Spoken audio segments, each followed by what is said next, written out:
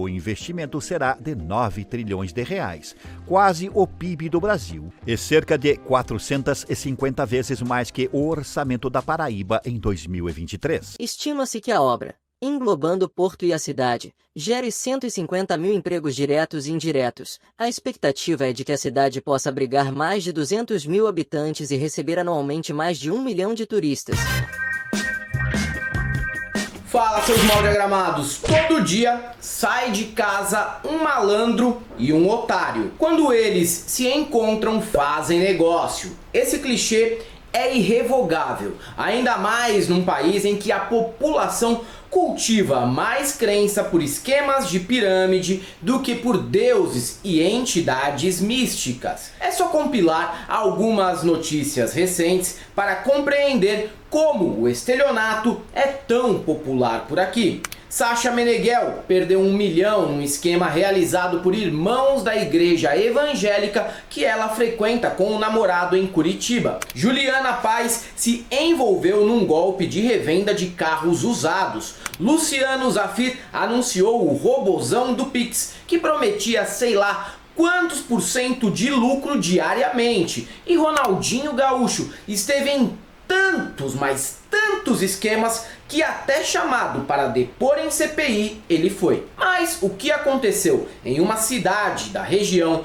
do Vale do Mamanguape, na Paraíba, supera todos esses trambiques com uma facilidade surpreendente. Chineses de Belo Horizonte prometeram investir nada menos que 9 trilhões em Mataraca para a construção de um porto de águas profundas e a criação de uma Dubai paraibana. A apuração de Tiago Amâncio, do grupo Folha Press, mostra que esse mega investimento numa cidade de menos de 10 mil habitantes se estendeu pelo menos até o início deste mês, quando, em 11 de dezembro, prefeitos de cidades da região, padres e vereadores assinaram um protocolo de intenções para o investimento que se iguala ao PIB do Brasil em 2022. Esse número já seria o suficiente para que os envolvidos desconfiassem, mas outros dados são ainda mais absurdos. A previsão era que Mataraca atingisse uma população de 3 milhões de pessoas, que é também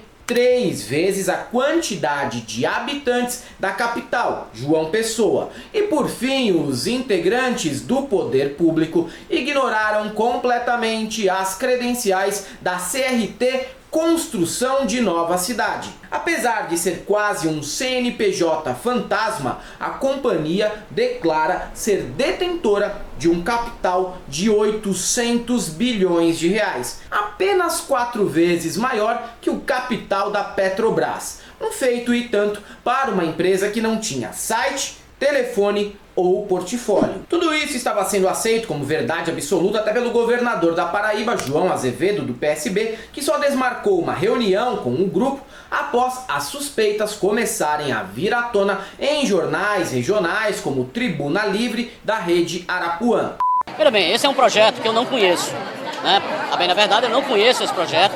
Esse projeto foi discutido com um secretário de Estado. Eu tenho uma audiência amanhã para receber esse grupo.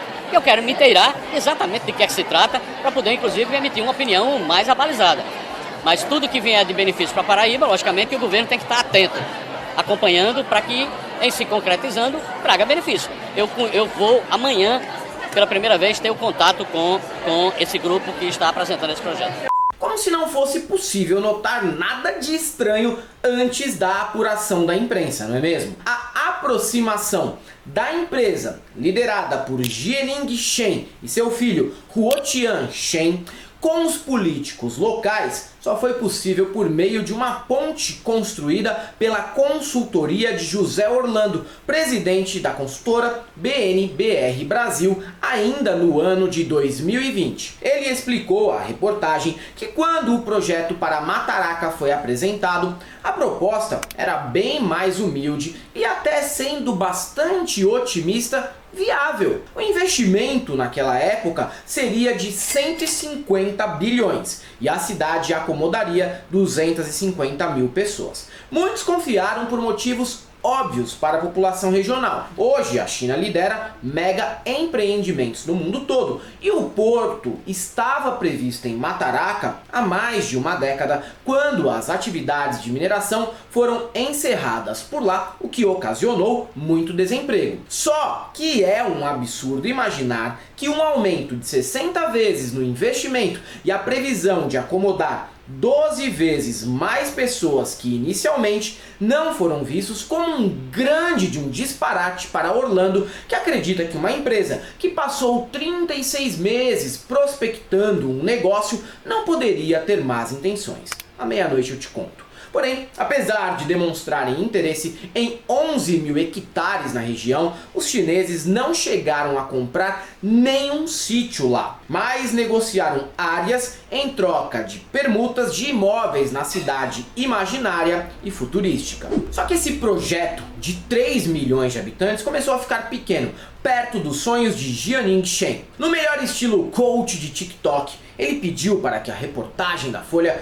ampliasse a visão de mundo e prometeu que com investimentos na indústria aeroespacial e pesquisa em fusão nuclear, Mataraca poderia acomodar facilmente 35 milhões de pessoas, que é quase a população do estado de São Paulo inteiro, e gerar 20 milhões de empregos, um quinto do total de pessoas empregadas hoje no país. A CRT, no entanto, talvez nem tenha funcionários para empreender tal projeto. Para a Folha, a companhia se limitou a prometer que, quando os consórcios estivessem operando, a reportagem veria quantos trabalhadores estariam nos canteiros de obras. Até lá, basta uma sala comercial em cima de uma padaria e tá tudo certo. E a pergunta que não quer calar, afinal, de onde sairiam 9 trilhões? A resposta não foi concreta, mas sim baseada em um provérbio. Grilos não podem falar sobre o gelo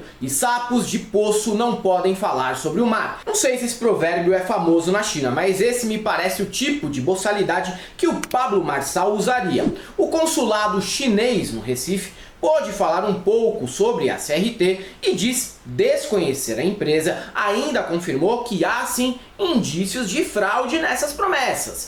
E o representante oficial disse, olha, essa empresa, esse grupo chinês não representa nada oficial da China.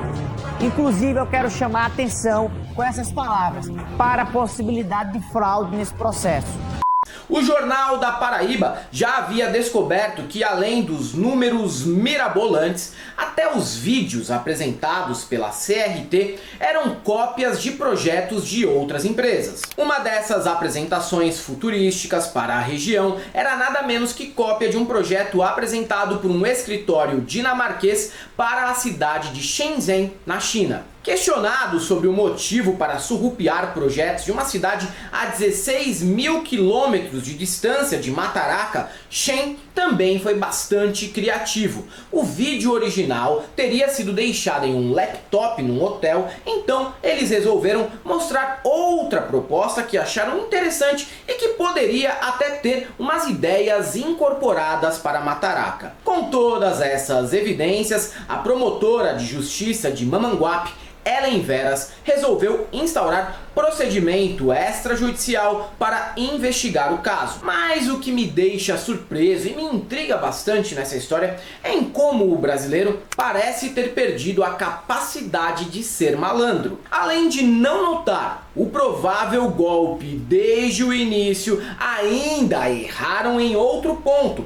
Deveriam ter deixado os investimentos começarem para pelo menos pingar uma graninha de corrupção para uns vereadores locais e só depois realizar as denúncias. Se os gringos acham que são espertos, a gente tem sempre que mostrar que aqui é Brasil e não somos novatos nesse tipo de negócio. Mas desta vez falhamos, é verdade. A América do Sul tem costumado falhar nesse sentido atualmente. E eu nem me refiro à eleição de Milei, que pode ser classificada de tudo, menos estelionato eleitoral. O próprio Paraguai acabou de realizar negócios com os Estados Unidos da Kailasa, que é um país que sequer existe. Outra falta de malandragem surpreendente para uma nação tão acostumada a vender produtos de marcas questionáveis, como calças Elvis e uísque com aquele retrogosto de ponte da amizade. É isso aí, galera. Para quem gosta do nosso canal, nós temos nosso apoio, seja membro Pix e Conta Jurídica, caso vocês queiram e possam fazer uma colaboração para que a gente continue por aqui produzindo conteúdo.